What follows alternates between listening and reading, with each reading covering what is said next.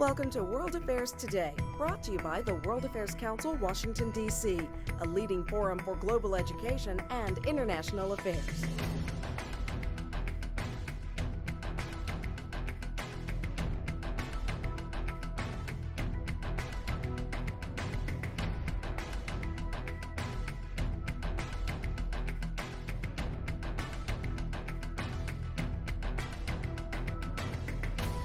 Good evening, and welcome to the World Affairs Council, Washington, D.C.'s program, World Affairs Today, which will air as a weekly television hour that broadcasts on MHC Networks, Worldview Television, each Sunday morning.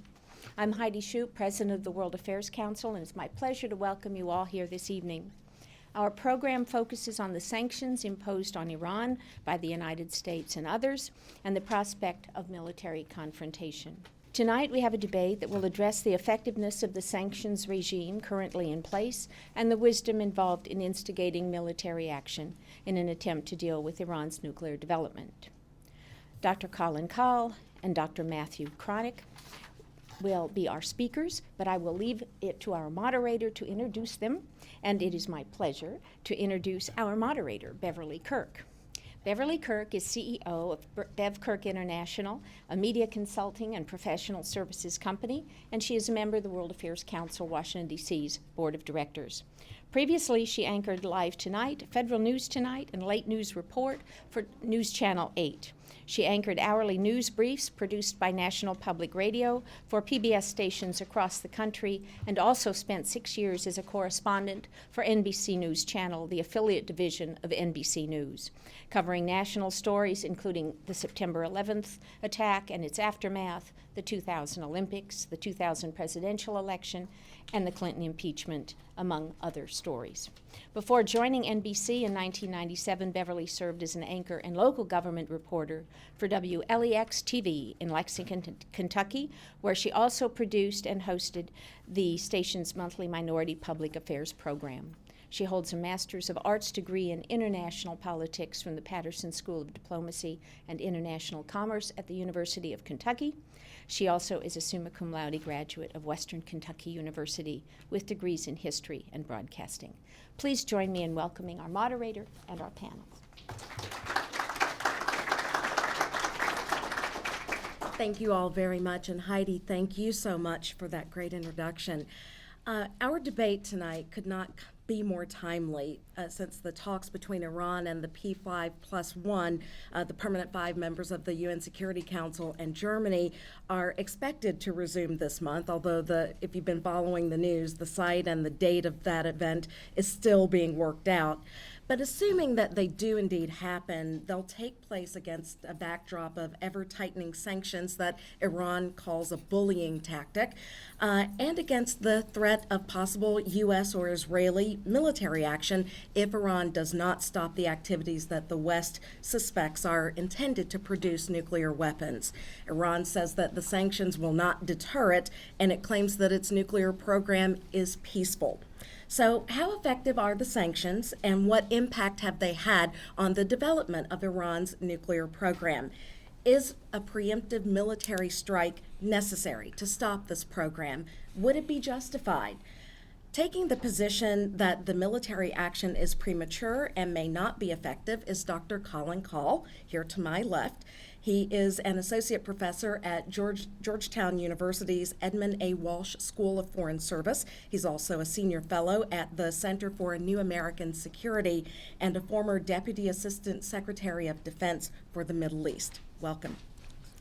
Arguing that time is running out to stop Iran's nuclear program and that a military strike is less risky than a nuclear-armed Tehran is Dr. Matthew Kroenig, an assistant professor at Georgetown University's Department of Government. He is also the author of Exporting the Bomb, Technology Transfer and the Spread of Nuclear Weapons. He is also a Council on Foreign Relations Stanton Nuclear Security Fellow. So welcome to you. Thank you. Both gentlemen will be making opening statements, followed by a bit of Q&A here with me on the sanctions and on the prospect of a military confrontation. And you also, as Heidi mentioned, will have the opportunity to ask questions before we wrap up with closing statements here. I want to begin with you, Dr. Kroenig, with your opening statement. Great. Well, thank you very much for that introduction, Beverly. It's a pleasure to be here. I'd like to thank the World Affairs Council for hosting tonight's debate. I think many of us would agree that Iran's rapidly advancing nuclear program poses perhaps the greatest emerging national security challenge to the country, and deciding on how to deal with it is the most important issue facing the United States government now. And as I see it, there are only three ways that this issue is going to be resolved. First, we could get some kind of diplomatic settlement with Iran. Second, we could acquiesce to a nuclear-armed Iran.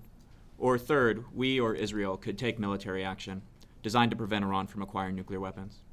Now, I think a diplomatic settlement would be ideal if we could get it, but I think that there's good reason to believe that we can't. And in fact, it's really hard to imagine any overlap between what Iran's supreme leader would be willing to agree to in terms of constraints on his nuclear program that would simultaneously reassure Washington and reassure the international community that Iran's nuclear program is no longer a problem. So as Beverly pointed out, we plan to return to negotiations with Iran, but Iran has said that it's going to be unwilling to even talk about its uranium enrichment program. And a European diplomat, when asked about the likely outcome or the possibility of getting a deal, could only say, quote, maybe miracles happen. So I think there's good reason to believe that we're not going to get a satisfactory diplomatic settlement. And that means that at some point very soon, the United States is going to have a difficult choice between simply acquiescing to a nuclear-armed Iran or taking military action. Now, a nuclear-armed Iran would pose a grave threat to international peace and security. A nuclear-armed Iran would lead to further proliferation in the region as other countries in the Middle East acquired nuclear weapons in response. It would lead to further proliferation around the world as Iran itself became a nuclear supplier, transferring uranium enrichment technology to other countries as the global non-proliferation regime is weakened. And a nuclear-armed Iran would be more aggressive. Right now, Iran restrains its foreign policy because it fears major retaliation from Israel or the United States. But with nuclear weapons, it would feel emboldened to push harder, stepping up its support to terrorist and proxy groups, and engaging in more coercive diplomacy in the region. So as Iran's throwing its weight around more in the Middle East, we could see an even more crisis-prone Middle East. And with a nuclear-armed Iran, a nuclear-armed Israel, other nuclear-armed states in the region, any one of those crises could result in a nuclear exchange. Given Israel's small size, a nuclear exchange could very well mean the end of the state of Israel. And once Iran has ballistic missiles capable of reaching the east coast of the United States, which experts estimate could be in as little as 5 years, one of these crises could result in a nuclear exchange on U.S. soil. So a nuclear-armed Iran poses a grave threat. As U.S. President Barack Obama said, a nuclear-armed Iran is unacceptable. So that leaves us with one choice, the military option. Now, the military option is not a good option. There are significant downside risks, but it is better than the alternative. The United States could almost certainly destroy Iran's key nuclear facilities. This would set Iran's nuclear program back. It's difficult to estimate with any certainty, but I would estimate that it would set it back somewhere between 3 and 10 years. And this would create a lot of space for something to happen where Iran ends up permanently without nuclear weapons. Now, there are also many risks to military action, but I think that these risks are less severe than many people might imagine, and that the United States could put in place a strategy to mitigate many of those risks. And so I think we'll talk about some of those risks and how the United States can manage them, such as possible Iranian military retaliation in discussion. So in short, I think that if diplomacy and sanctions breaks down, if the United States finds itself making this difficult choice between simply acquiescing to a nuclear-armed Iran or taking military action, that the United States should build an international coalition, conduct a limited strike against Iran's key nuclear facilities, pull back and absorb an inevitable round of token retaliation from Iran, and seek to quickly de-escalate the crisis. Again, it's not a good option, but it's better than dealing with many challenges posed by a nuclear-armed Iran for decades to come. Thank you. Thank you. Dr. Kahl? Great. Well, thanks, Beverly. Thanks to the World Affairs Council, and thank you all for being inside on such a nice night. So thanks for being here. So in my brief remarks, I want to basically advance 5 main points. The first point I will make is that the Iranian nuclear threat is certainly growing, but it's not yet imminent. And so it's premature to talk about military action at this point. U.S. and Israeli intelligence officials agree that it would take Iran at least a year from a from the time in which its supreme leader, Ayatollah Ali Khamenei, makes the decision to go for a bomb. It would take at least a year for them to produce a crude testable device. It could take about 4 months to generate fissile material for a weapon, but a year total to generate a crude device, and it would take several years for them to create a device sophisticated enough to be put on the tip of a missile. Although there's no doubt that Iran is positioning itself to have the capability to make this decision, U.S. intelligence officials have testified that there's no evidence that the supreme leader has actually yet made the decision to do so. Moreover, there's good reason to believe he's not likely to make this decision in the near term. The most powerful argument in favor of that claim is that to build a bomb anywhere in the short term, he'll have to use his declared enrichment facilities, either at Natanz or at Fordo, in the mountain deeply buried near the holy city of Qom. Either a move to divert the stockpiles of low-enriched uranium and enrich to weapons grade would be detected by international inspectors associated with the IAEA, and therefore the Supreme Leader is not likely to make that decision anytime soon until he can dramatically compress the timeline to dash for a bomb or can do it in complete secret, which is likely quite some time off. The second point I'd like to make is that a nuclear-armed Iran is certainly a significant challenge. It would be a challenge to our security interests, the security interests of Israel, but that there's a lot of hyperbole surrounding this, and I think some of the arguments that Matt talks about actually hypes the threat. I think the prospect of a regional proliferation cascade is highly unlikely. As a point of fact, there actually has never been a regional proliferation cascade in response to any regional proliferant. Israel supposedly developed nuclear weapons in the late 1960s. It didn't create a regional cascade in the Middle East. North Korea proliferated in the last decade. It didn't set off a chain reaction in East Asia. And there are reasons to believe that Iran, the situation with Iran would be no different. Matt and most other scholars who've looked at this actually don't believe that Iran itself would use a weapon. It's sufficiently rational to know that to use a weapon against Israel, the United States would bring massive retaliation and the end of the Islamic Republic. So that's not really the scenario we're talking about. The possibility of Iran being emboldened to use its proxies like Hamas or Hezbollah or other groups in the region, I think that is an issue that we should take seriously. But of course, Iran already does this without nuclear weapons. So this isn't a danger that goes away if you somehow stop Iran from getting a nuclear bomb. The real question is whether an emboldened nuclear Iran and a nuclear Israel would find themselves in a situation in which crises would escalate to nuclear war. And that's a threat I think we need to look at seriously. The good news on that front is that the only mechanism for a crisis to happen is Iran's support for proxies and terrorists. But the reason it supports proxies and terrorists instead of committing overt aggression is that it seeks to avoid direct confrontation with more powerful states like Israel and the United States. So I think it's highly unlikely that even if Iran is emboldened to use its proxies, that these crises would turn into the types of nuclear crises that kind of the nightmare scenarios assume. Lastly, there's the concern that the United States would somehow be cowed by a nuclear Iran, chased out of the Gulf and the Strait of Hormuz, for example. But I find that highly unlikely. After all, the North Koreans and the Chinese both have nuclear weapons, and they haven't chased us out of Asia the last time I checked. The third point I would make is that I think Matt's description of a surgical strike against Iran's nuclear program holds a lot more risk than Matt assumes. I think it'll be very difficult to communicate limited aims to the Iranians, which means it'll be difficult to keep escalation within bounds. I think there's a lot of room for miscalculation, the fog of war, mutual distrust, actions by both sides that could set off reciprocal fears of surprise attack and therefore drive escalation up. I think a war with Iran will not be a small, limited affair. It'll be a widespread affair.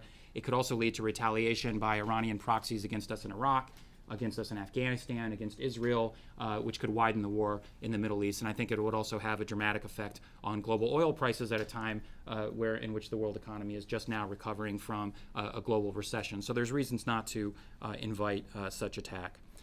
A fourth point I would make is that the attack doesn't solve the nuclear problem. All it does is delay the nuclear program. It maybe buys us a few years. I think the 10-year estimate is not very likely. Meanwhile, the effect on Iran would likely be that they would kick out the IAEA inspectors and they would redouble their efforts to build a program in the facilities that weren't destroyed or build new clandestine ones. And so really you're just buying a few years, but you're probably redoubling Iran's motivation to actually get a nuclear deterrent to prevent a resumption of attacks against it at some point in the future. And so it doesn't solve the Iranian nuclear challenge, it simply defers it to the future by a small number of years. The last point I would make is that the good news is we still do have some time for diplomacy. Sanctions are having a pretty devastating effect on the Iranian economy, and the oil sanctions associated with the Central Bank of Iran, sanctions that the United States has put in place, and the European oil embargo haven't even fully been implemented yet. Iran's leaders have signaled their willingness to return to negotiations. I think we're likely to see negotiations in the near term. I don't think we're going to get a breakthrough in the next few months, but I do think there's the possibility to start building some confidence through the Iranians taking some steps to dial back their enrichment of uranium below the 20% level, maybe stopping the installation of centrifuges at Fordo, taking some other steps that could build confidence towards a lasting solution. And I think we have to let that process play out and not rush to employ a military option, which should be our last resort. Thank you very much. Thank you both. You lead perfectly into the first question I want to focus on. We'll talk about the military possibility of a strike in just a moment. But there was a report this week in the Jerusalem Post that said that confrontation might actually be delayed because the sanctions are being deemed effective. What is your response to that? Well, it kind of depends on who you think is going to initiate the strike. I mean, I think Matt and I would probably both agree that the prospect of a near-term U.S. strike on Iran is probably relatively low. The prospect of an Israeli strike on Iran's nuclear program is considerably greater. I think that Israel will be looking closely at the P5+1 talks, and I think that if the talks go catastrophically bad, that could add to Israel's already high incentives to take action into their own hands and strike the program. Dr. Kroenig? I think I'd agree with everything Colin just said there. Just one thing you said I wanted to pick up on. You said the sanctions are judged to be effective. And so it depends on what you mean by effective. The sanctions are certainly having an effect, just not the effect that we want.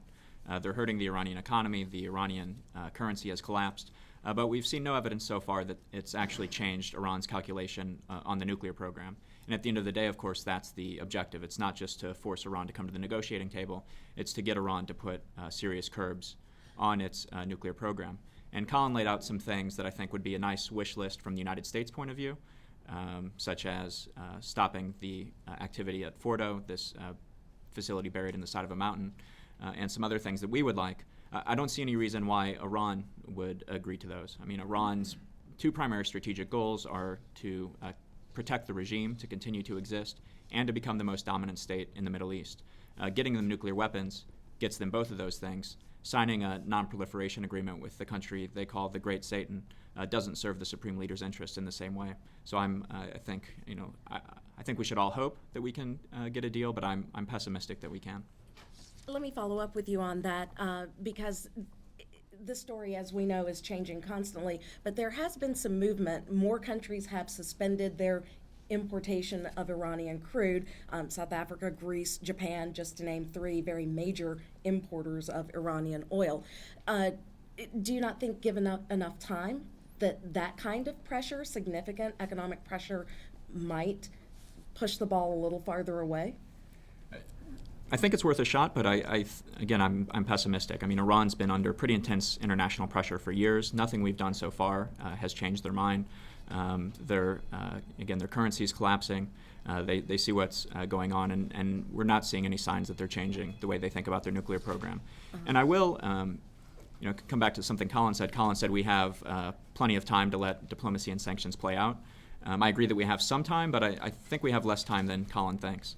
Right now, well, let me back up. In order to build nuclear weapons, Iran needs to do three things, basically. First, it would have to get enough highly enriched uranium for a bomb. Second, it would have to construct that into a weapon. Third, it would have to get some kind of delivery vehicle to deliver those things. And so I think Colin and others point out this long timeline of years. But when it comes to U.S. non-proliferation policy, actually all that matters is the first step, getting the material. Because once they have the material, the military option's essentially off the table. We can bomb facilities to stop them from producing material. But once they have the material, our non-proliferation policy is reduced to praying they don't construct a weapon with it. So the question really is how long until they have enough material for one weapon? The estimates by the best experts outside of government right now are that if Iran made the decision today, it would have enough material for its first weapon in 4 months. But they also estimate that timeline is shrinking as Iran brings more and more centrifuges online and its stockpiles of low-enriched uranium increase. So again, outside experts estimate by the end of this year, December, that timeline will have shrunk to 1 month. So we are running out of time, and we can give diplomacy and sanctions one more shot, but I think it's not too early at all to start thinking about Plan B. And if we're going to take military action, I think there are things that we should be doing that we're not doing now. Dr. Kahl, how long is Israel likely to wait for the sanctions to actually show significant progress in a way that Dr. Kroenig has said they haven't shown before? Yeah, look, we don't know whether the sanctions are going to work or not. I think, Matt suggests that the logic is somehow that the sanctions gets them just to stop. That's not how it'll work. It's whether the pressure reaches a level in which they're willing to negotiate in good faith and reach an agreement that stops the program. So that's what we have to be looking for. And there's every reason to believe that the sanctions will work in a non-linear way. That is, that as they've been ratcheted up, tick, tick, tick, tick, tick, it doesn't necessarily create a linear response by the Iranians. It's only across a certain threshold of pain where the Iranians are likely to cry uncle. And so what we'll have to see in the coming months is whether that threshold has been reached.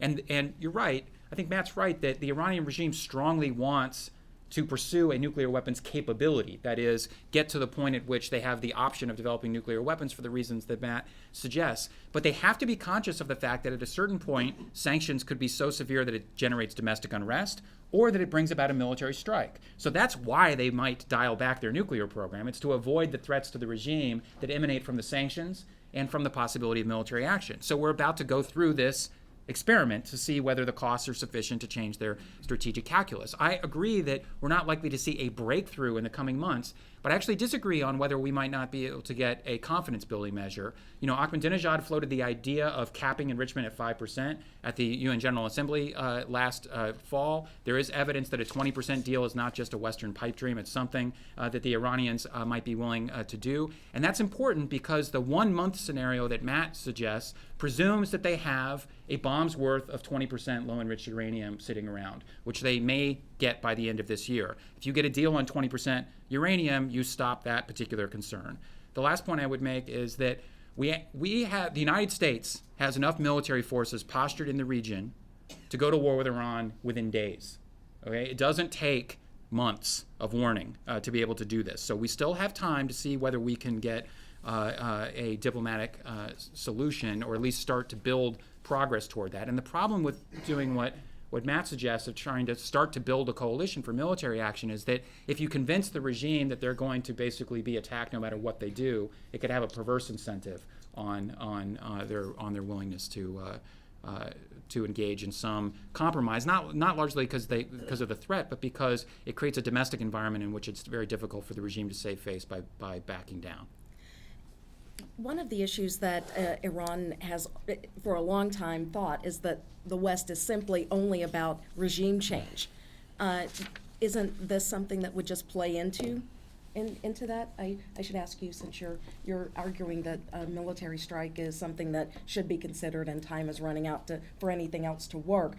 Doesn't that just send a signal that, the West is only interested in regime change?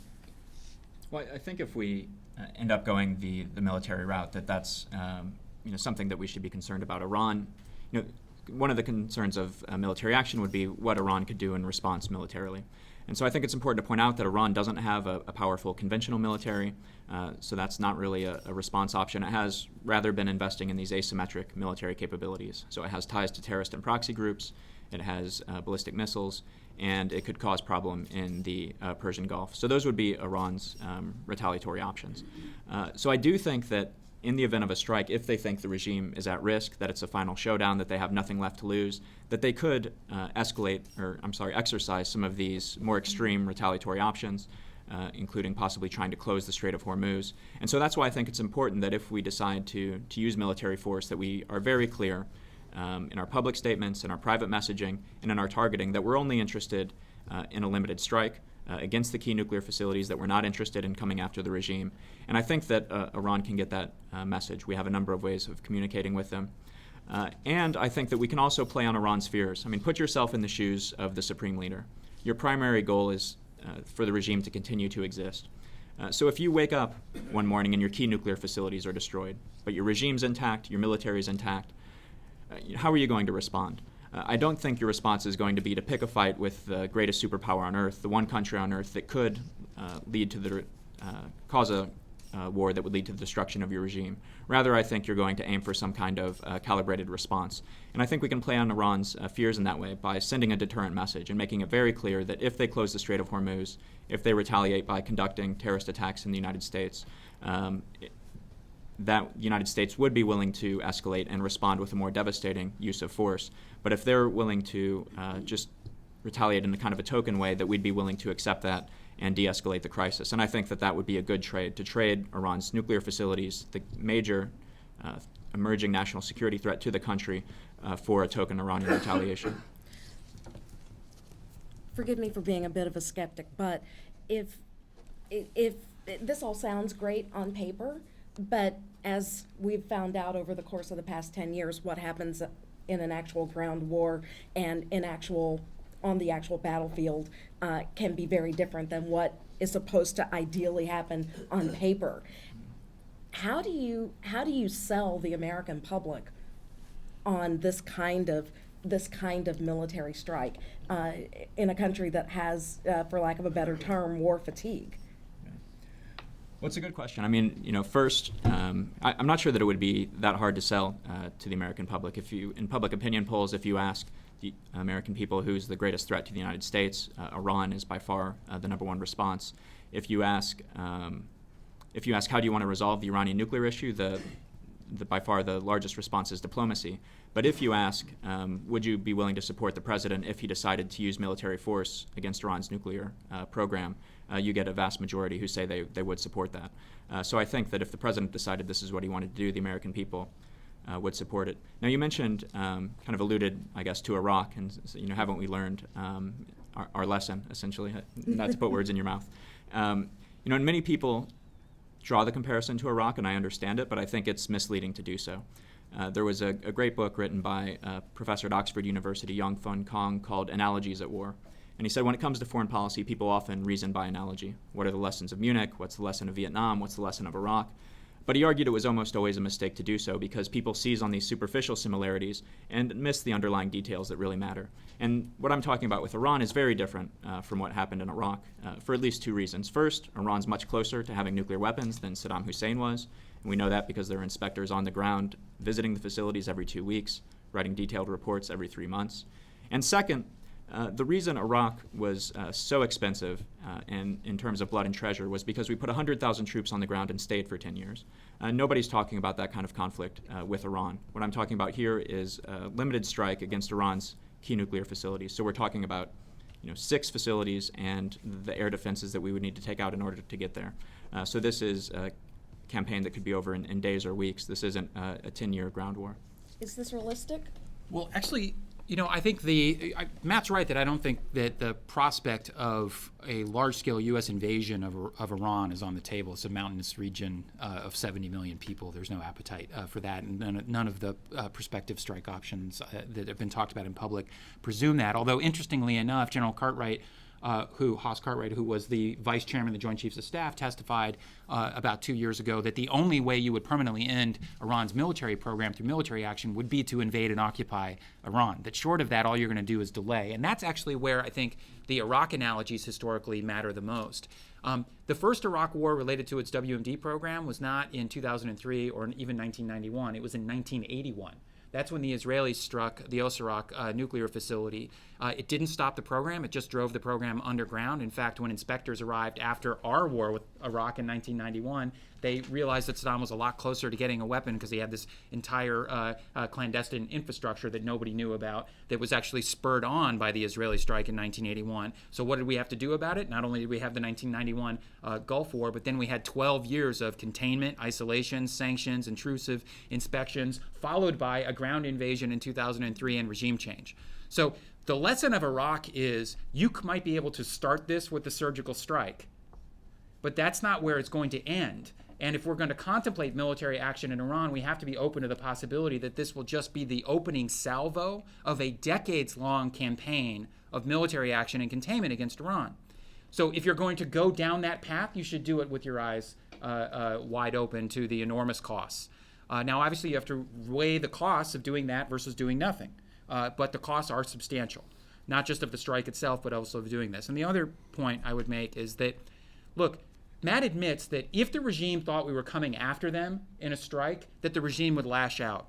The regime already thinks we're coming after them. They already blame computer viruses and assassinated scientists and mysterious explosions on a regime change effort by some combination of the United States and Israel, whether that's true or not. They already see even minor actions as about regime change. If you hit the crown jewel of the regime, their nuclear program that they have banked an enormous amount of domestic legitimacy on, they will see this as the opening shot in a regime change campaign and are likely to respond in the kind of fashion that one would find if we were going after regime change. And the last point I will make is, we can send all these signals and try to take a punch and everything else, but once Americans start dying in Iraq or Afghanistan or elsewhere at the hands of Iranian proxies, or once the Iranians start threatening shipping in the Strait of Hormuz, even just harassing it, there are a lot of scenarios for miscalculation, escalation, and us being drawn deeper and deeper and deeper into a conflict. So I just think we need to, again, have our eyes wide open that war is not a neat, calibrated thing where you move your pieces around on a chessboard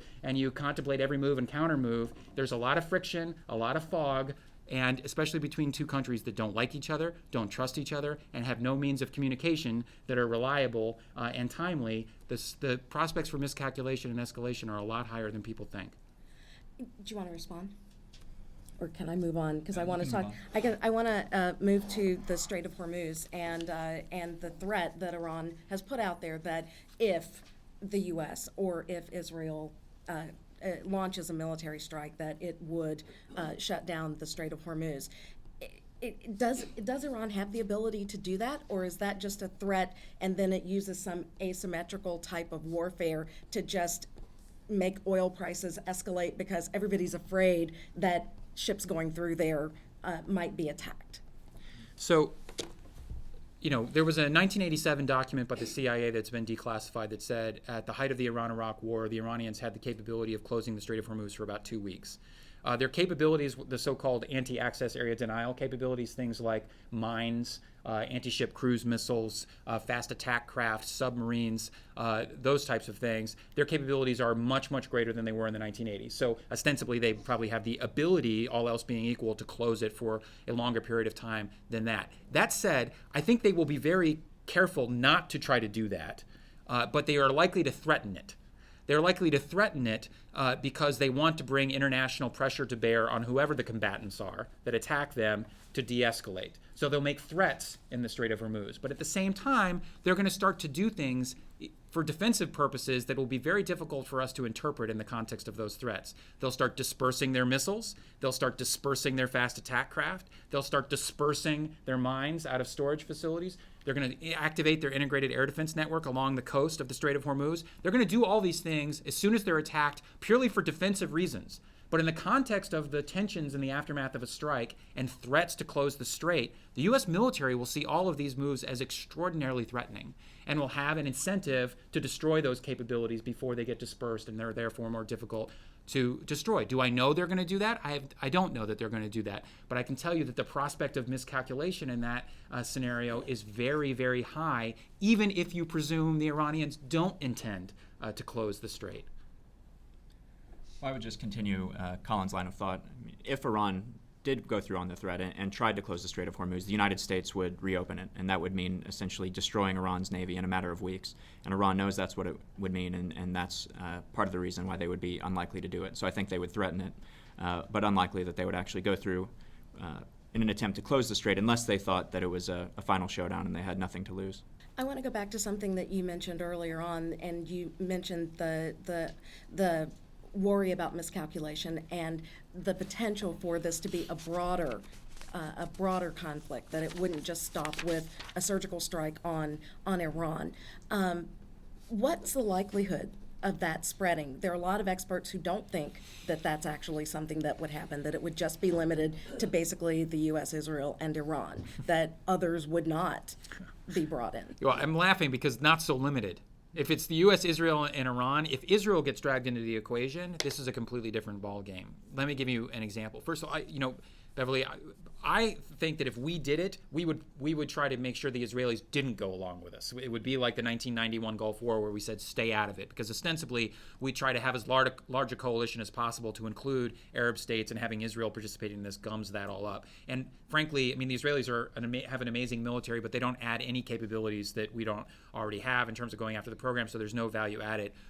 If the United States went alone, however, I do think Israel would still get dragged into it, in large part because the Iranians won't draw any distinctions between the Americans and Israel. They don't draw any distinctions now when things blow up in Tehran or in the middle of the desert in Iran. They draw no distinction. They think the Great Satan and the Little Satan are basically the same entity, and don't believe that one would do something without the other. They may not actually be able to tell who hit them, and they'll have an incentive to drag Israel into the fray, because as they position themselves in the region in the aftermath of the strike, what they want to be able to do is position themselves against the Zionist crusader entity on the one hand and be the champions of resistance on the other hand. The problem is the way they would try to drag Israel in is to try to get groups like Hezbollah and Palestinian Islamic Jihad and Hamas and others to do rocket attacks and other things into Israel. And once you start that ball rolling on any significant scale, there's a real chance of a war in the Levant. You know, I've traveled to Israel 13 times in the last 3 years. I've had hundreds of meetings with senior Israeli military officials. They almost all believe that at some point Israel will have another war with Hezbollah, at some point. And once that ball starts getting rolling, you can easily talk yourself into an argument, well, if Hezbollah starts it, we might as well finish it.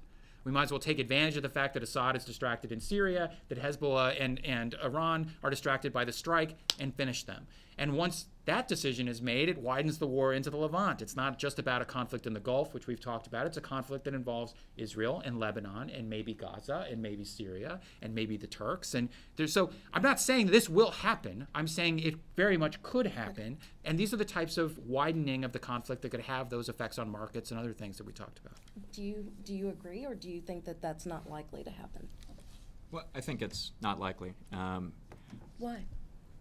Well, so the United States, I mean, that's something to be concerned about, and it's possible. But I think that the United States can do quite a bit to mitigate these kind of worst-case scenarios. So the first thing we would do, I think, is we would need to go to Israel and make a deal and say, we'll be willing to destroy Iran's key nuclear facilities, but you have to agree in turn to be willing to absorb some level of Iranian retaliation.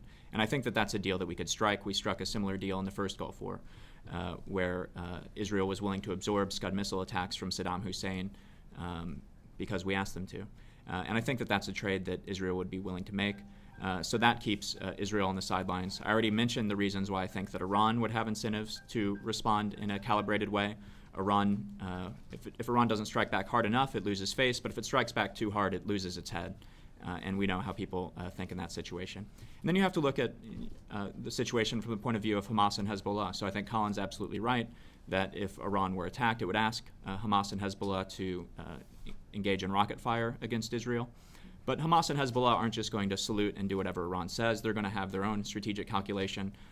Hezbollah is not going to want to pick a fight with Israel that's going to lead to an invasion of southern Lebanon. So I think they're also likely going to choose kind of token rocket fire. And just recently, Nasrallah, the head of Hezbollah, said that publicly that he thinks that Iran wouldn't even ask Hezbollah to retaliate if it were attacked. I think that's unlikely, but I think it might be an effort that he's making to distance himself publicly from Iran so that if called upon, he wouldn't necessarily have to retaliate in a big way. So I think it's possible, as Colin points out, that things could spiral out of control. I think it's unlikely. I also think it's possible that things could spiral out of control if we don't do anything and Iran has nuclear weapons. And I think things spiraling out of control with a polynuclear Middle East, with a nuclear-armed Iran, a nuclear-armed Israel, possibly other nuclear-armed states, is much worse than anything we could imagine Iran doing in response to a strike. We've come to the point in the program where our two discussants get to question each other directly. I would just say, don't hurt each other. I'm in the middle. I don't know who starts. It doesn't matter. Feel free. Well, Matt, in the past you've talked about if Iran crosses certain red lines. You wrote an article in Foreign Affairs that talked about if they start installing next-generation centrifuges, which would shrink their dash time, that is, make it possible for them to make fissile material much more quickly, if they kicked out the inspectors, if they had a covert facility, these types of things. If Iran crosses those red lines, should the United States be willing to go to war with Iran even if we have to do it all by ourselves? Or because in your article you suggest that we should try to build a coalition, we should try to do it with as many states as possible. I think that's a fair argument. If we're going to go to war, we should go to war with as large a coalition as possible. But do you think that the United States should go to war with Iran, even if it's just Washington against Tehran? Yeah, it's a good question. So as Colin rightly points out, my position is that if we get to this choice of deciding between a nuclear-armed Iran or a strike, I think a strike is the least bad option. But we're not quite to that point yet. So some people have characterized my argument as I want to go to war last Tuesday. That's not the argument. So it is if Iran takes steps to dash to a nuclear weapon, kick out international inspectors. Right now it's enriching to 20%. If it were to enrich up to 90%, what it would need for nuclear weapons, I think that those should be the red lines, the point at which the United States has to use military force or forfeit our last opportunity to prevent Iran from acquiring nuclear weapons. And I do think the United States should work in advance to build an international coalition. I think there are a lot of benefits to doing that. So I'm fighting the premise of the question a little bit. I think it's unlikely that the United States couldn't build a coalition. I think that it's likely that we could get British support, French support, others in NATO I think would support us. So I think that the United States could build a coalition. The question is how large of a coalition. And it's one of my concerns with our diplomatic approach now. I think that we should be focusing on trying to get a deal. But I think we also need to start thinking seriously about Plan B. It's possible that Iran could kick out inspectors tomorrow. It's possible that they could start enriching to higher levels tomorrow, at which point we'd have to make this decision tomorrow. It's not likely, but it's possible. And so I think that we need to start laying some of the diplomatic groundwork for that possibility. I think we should be beginning now to outreach to the British, to outreach to the French, to outreach to our other allies. Tell them that we're serious about using force. Would they be willing to support us? Here's what we see as the red lines that would force that decision. Do you agree with these? I think these are the kinds of consultations we should be having now. But to answer your question directly, if we got to that point and if we couldn't build a coalition, I do think that the costs of a nuclear-armed Iran are so high that it would still be worth striking. I think the cost of a nuclear-armed Iran would outweigh the cost of international condemnation that would come in the wake of the United States conducting a unilateral strike. Your question for Dr. Kahl. So we've done this a couple of times now, Colin, and so I'll ask you, I guess the question I usually ask you, which is, so if diplomacy and sanctions fail, what would you recommend? If you got the call from the president right now and he said, we have good intelligence that Iran's enriching to 90% right now, what do I need to do? Do I need to strike or do I need to just live with it? What would you say? No, it's a good question, and I've used this joke before too. I'm quite confident that the President of the United States would not call me in that circumstance. He's got much smarter folks to call than me. I think it would depend. Look, I think our risk-reward ratios are different. I think that the Iranian nuclear challenge is a significant challenge, but not quite as grave a challenge as you do. So the standard for me using military force or approving military force is probably higher than yours because the risk-reward ratio is different. I'm not a pacifist. I think I take the position that President Obama did during the 2008 election campaign, which is I'm not against all wars, I'm just against dumb wars. So in my view, any Israeli action against the Iranian program is a dumb war because I don't think the Israelis can have much effect, and that the bar has to be set extraordinarily high for the United States. So these are the things that I would ask myself. Has every other option been exhausted? Diplomatic, sanctions, etc. Is there smoking gun evidence that the Iranians are actually going for a weapon? Not just concerns that they are, but actual evidence that they are. Are there non-overt ways of getting at this issue that wouldn't require large amounts of military force? If so, I'd have a strong preference for those over overt military force. Are we able to forge a large coalition? And here, maybe I think, Matt, you and I probably differ. I think the only scenario in which military action conceivably makes sense against Iran, ever, at some point, is if it's like the 1991 war with Iraq, not like the 2003 war with Iraq. That is a very large coalition, and the reason is twofold. One, because it's the only way to mitigate the consequences of the strike itself. And second, and most important, if you don't have a large coalition going in, not just the French and the British, I'm talking Arab states, NATO, ideally a UN mandate, although that might not be required, it's going to be very difficult to maintain the isolation of Iran in the aftermath of a strike. What we learned from the Iraq debacle, frankly, is that we put a lot of energy into the first 3 weeks of the war and didn't think very much about the aftermath. And the post-war scenarios in Iran are extraordinarily troubling. And if we're going to be able to keep them isolated, keep them bottled up, and prevent them from rapidly rebuilding their nuclear program, we're going to need the Russians with us, the Chinese with us, the Arab states with us, the Asian states with us, the Europeans with us. So unless you go into the war with a large coalition, you're not going to be able to prevent Iran from reconstituting its program on the back end, period. Which means that the risk-reward ratio, I think, strongly argues against military action. So I think the difference between the two of us is largely one of degree. You see the threat as closer and bigger. You see the risk of military action as lower, and the benefits as higher. And I come to different conclusions on almost all of those things. I think we can wait longer. I think we have other options. And I think if we do this, we should go big or not go at all. I think it's time to take some questions from the audience. If you could line up at the microphone. We have one that is going to be over here in the corner. After the Gulf War II or Iraq in 2003, and the claims of WMDs that didn't quite live up to expectations, yellow cake, aluminum tubes, and so forth, what level of intel, how hard would that intel have to be to get relatively neutral countries on the side of a coalition and striking Iran? Thank you. Dr. Kroenig, start with you. Yeah. Well, as I pointed out before, the Iran situation today and the Iraq situation in 2003 are very different. And one of the differences is that we have a much better window onto what's going on in Iran's nuclear program. We have inspectors on the ground visiting Iran's nuclear facilities every 2 weeks. They're writing very detailed reports every 3 months.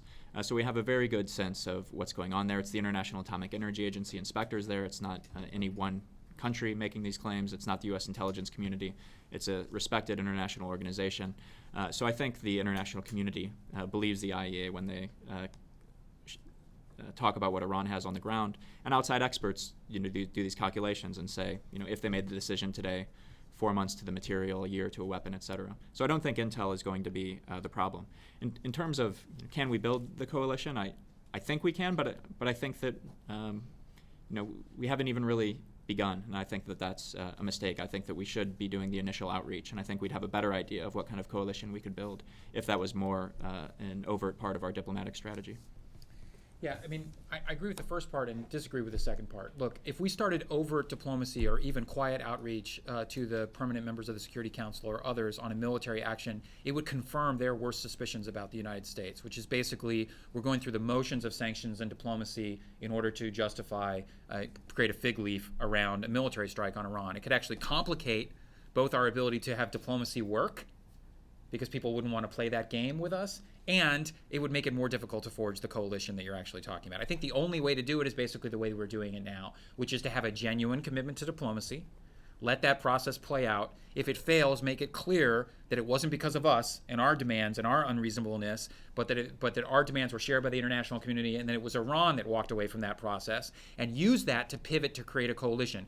Do I think it would work? I don't know, but we do have one recent case study, which was when the Iranians turned down the Tehran research reactor deal at the end of 2009, after first accepting it. It's what allowed the United States to create an enormous coalition to pass UN Security Council Resolution 1929 against the Iranians in the spring of 2010, which is the most severe sanctions Iran has ever faced by the international community. So I think we're playing it about right, which is that it's not diplomacy as just checking the box like the Bush administration did in 2002, but that we actually mean it, and that the onus is on Iran to show that they're serious, and that if they're not serious, then we pivot towards a different approach.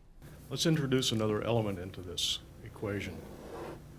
Visiting the IAEA website today, they have an 8-minute introductory film. One of the commentators was Henry Kissinger, who said,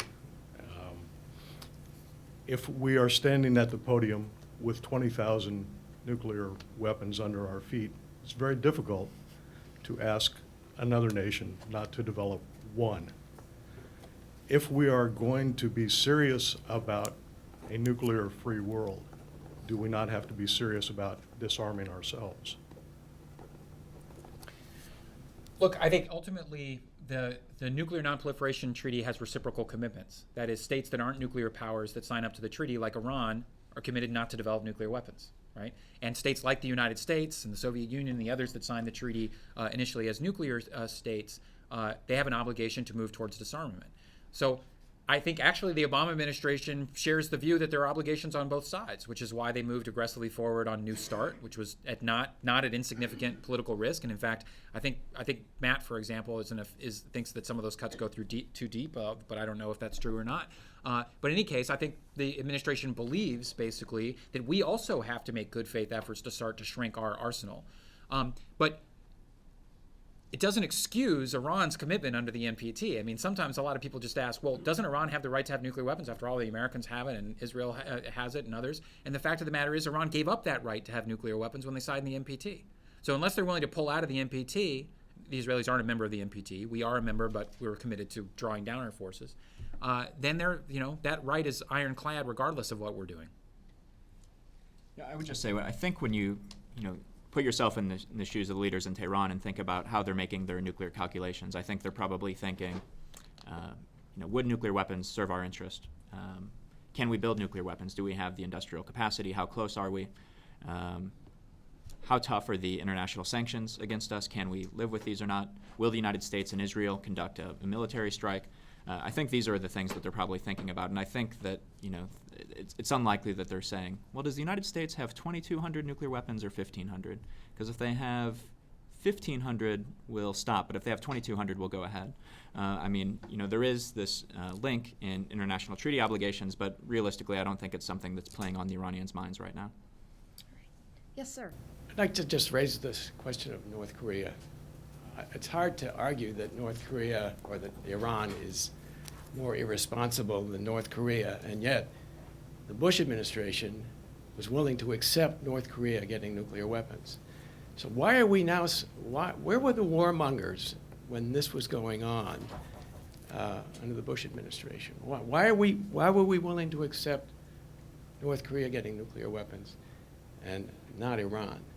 And obviously, one of the elements here, the key elements, is Israel. And I think they are putting President Obama in an extremely difficult position. It's an election year. Nobody's mentioned this, but and the idea that if we attack, everybody knows that gas prices are going to skyrocket, and it's one of the issues that could cost him the election. So you're putting him in an extremely difficult position. Some people think that this is, we're worried about Iran's nuclear program somehow as a favor to Israel, and I think that's the wrong way to look at it. I think the United States has good reason to be threatened by Iran's nuclear program, even if Israel didn't exist. And President Obama said the same thing, that Iran's nuclear program poses a threat to international peace and security.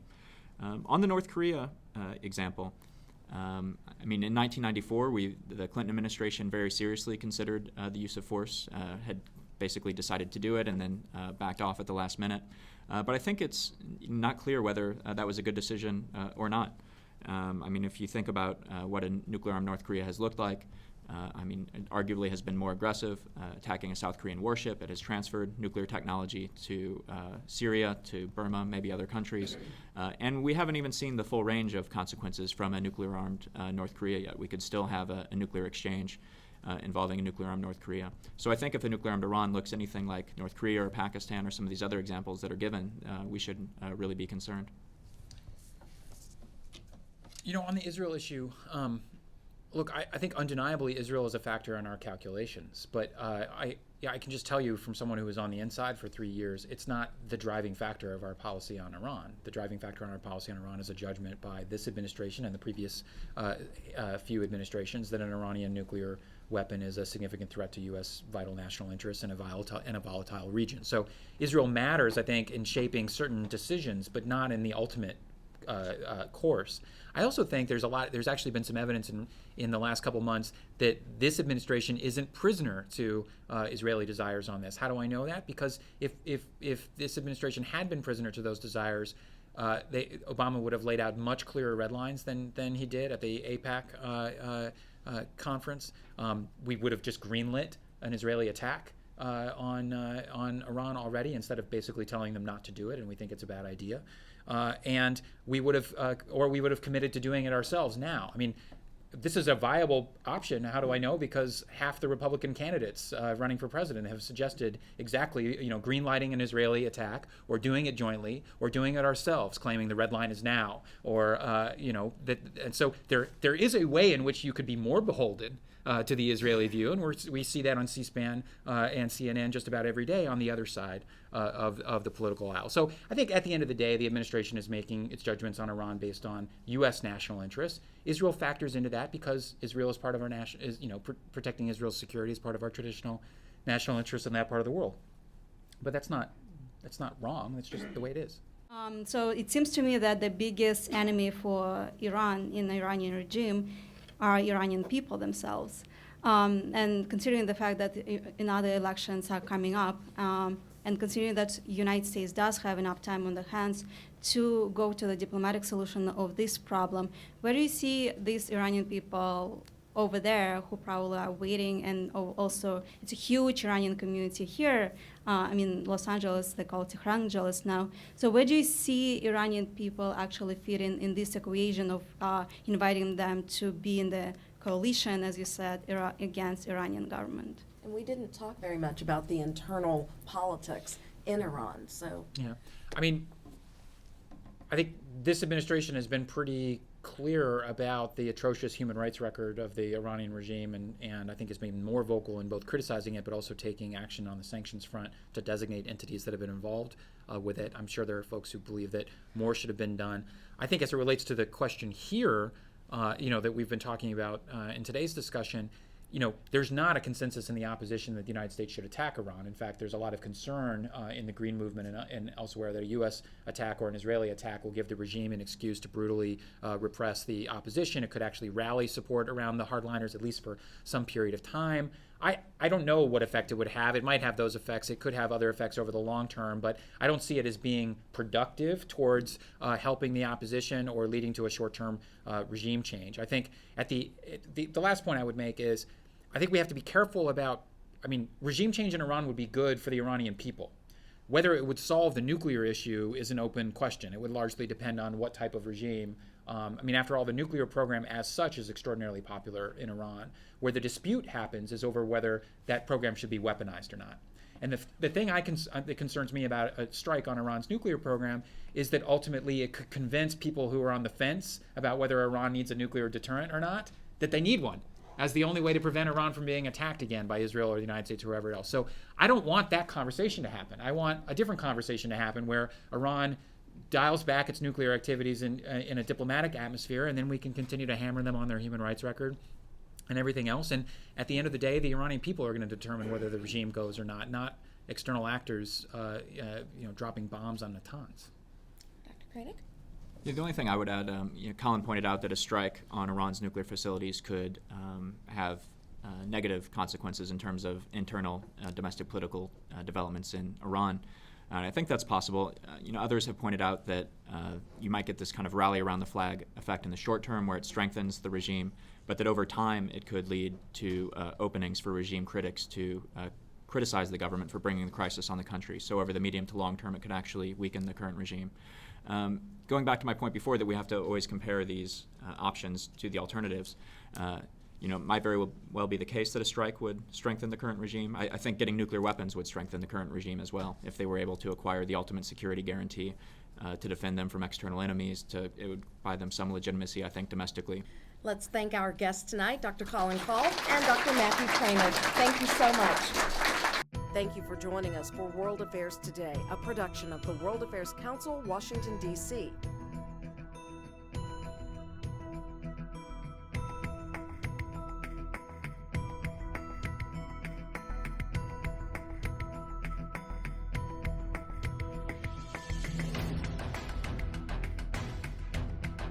Stay connected with us at www.worldaffairstoday.org.